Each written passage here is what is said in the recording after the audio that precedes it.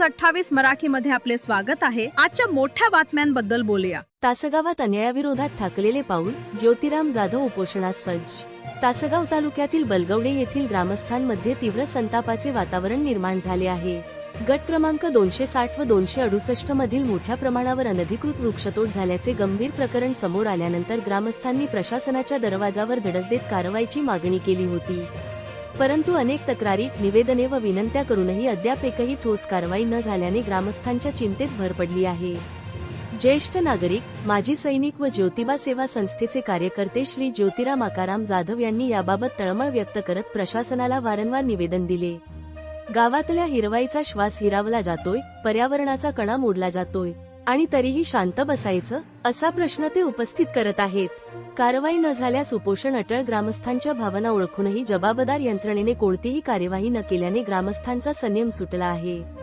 अनधिकृत वृक्षतोड रोखण्यासाठी आणि दोषींवर कारवाई करण्यासाठी आता गावकऱ्यांनी कठोर भूमिका घेतली आहे।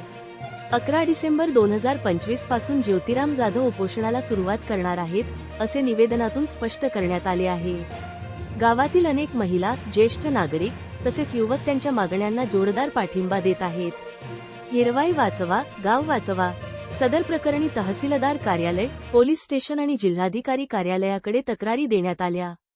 तथापि आजवर कोणतीही खात्रीशीर तपासणी किंवा कारवाई दिसून न आल्याने ग्रामस्थांनी उपोषण, रस्ता रोको आणि पुढील जनआंदोलनाची दिशा ठरवली आहे। सांगली जिल्हा संवाददाता अंकुश तानाजी सुर्वेची रिपोर्ट।